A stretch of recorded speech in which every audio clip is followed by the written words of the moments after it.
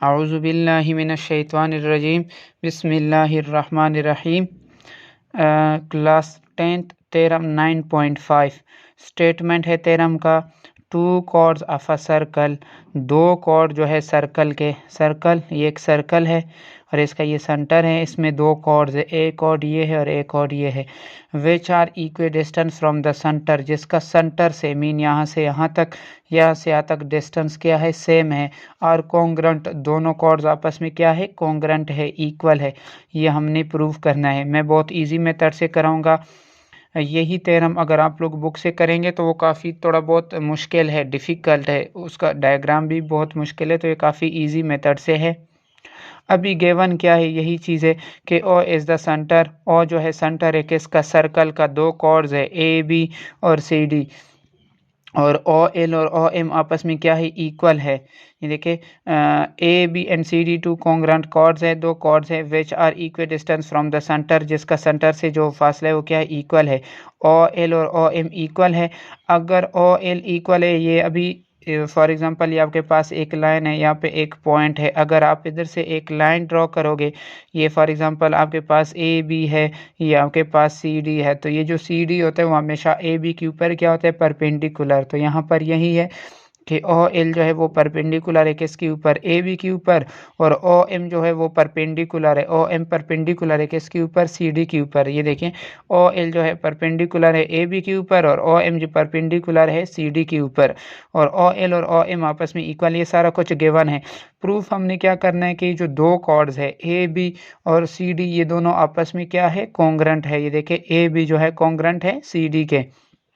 Constructions हमने ये करनी है कि जो ओ है इसको ए से ज्वाइन किया और सी से ज्वाइन किया। कंस्ट्रक्शंस के बगैर हम काम नहीं कर सकते। या इस तरह करो कि ओ को बी के साथ और ओ को क्या कर दो, डी के साथ कर दो। अब हमारे पास दो ट्राइंगल बन गए, एक ट्राइंगल ये बन गया, एक ट्राइंगल ये बन गया। बच्चों अगर हमारे पास दो ट्राइंगल है, एक ट्राइंगल ये है और एक ट्राइंगल ये है, अगर इस ट्राइंगल के साथ कोई सी तीन करस्पॉन्डिंग कंपोनेंट इक्वल आ जाए तो ये पूरा ट्राइंगल इक्वल होता है।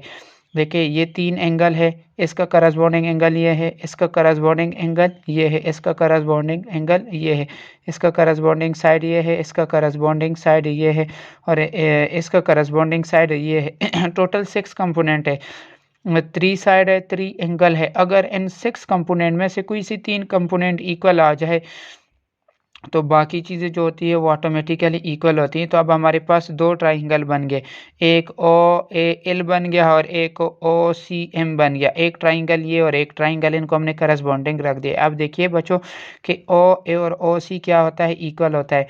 ये जो सेंटर से फासला होता है इसको क्या कहते हैं, रेडियस। और रेडियस यहाँ से यहाँ तक, यहाँ से यहाँ तक, यहाँ से यहाँ तक, यहाँ से यहाँ तक, यहाँ से मीन जहाँ तक मर्जी फासला लो वो इक्वल ही होता है। तो ये ओ ए और ओ सी आपस में रेडियस है, ये ओ सी भी रेडियस है और ओ ई भी रेडियस है। तो ये एक जितना होता है फासला, सर्कल के रेडियस हमेशा एक जितना होता है। तो ओ ए कॉन्ग्रेंट होगा ओ सी के। ये देखिए ओ ए जो है कॉन्ग्रेंट है ओ सी के। रीज़न क्या है कि radii of the same circle. दूसरी चीज़ ओ एल इक्वल है ओ एम के, ये उन्होंने मैं बताया था कि जो सेंटर से कॉर्ड तक फासला है वो क्या है, इक्वल है। तो ओ एल इक्वल है ओ एम के, ये हमने लिख दिया गिवन। उसके बाद गिवन में हमने ये भी लिखा था कि जो ओ एल है वो परपेंडिकुलर ए बी के ऊपर और ओ एम जो है परपेंडिकुलर है सी डी के ऊपर। तो इसका मतलब है जो यहाँ पर एंगल 90 का बनेगा और यहाँ पर भी जो एंगल है 90 का बनेगा, परपेंडिकुलर मीन 90 डिग्री जो बन रहा हो।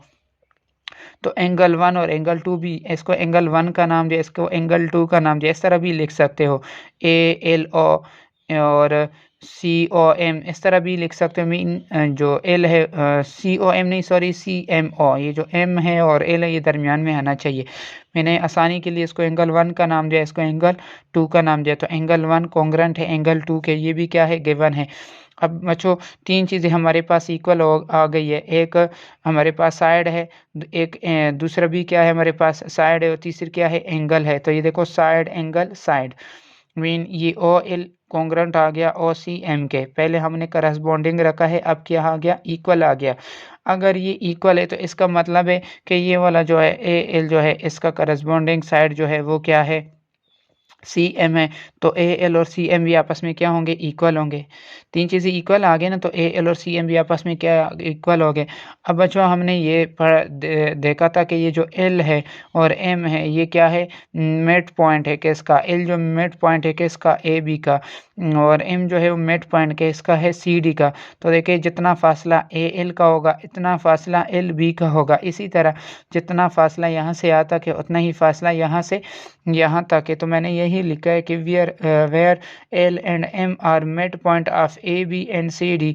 अगर जितना फासला ये उतना होगा तो इतना इतना भी होगा, तो इसका मतलब है कि ये और ये अगर आपस में इक्वल है तो इसका मतलब है कि ये वाला और ये वाला फासला भी आपस में क्या होगा, ऑटोमेटिकली इक्वल होता है, क्योंकि एल और एम आपस में क्या है, मिड पॉइंट है।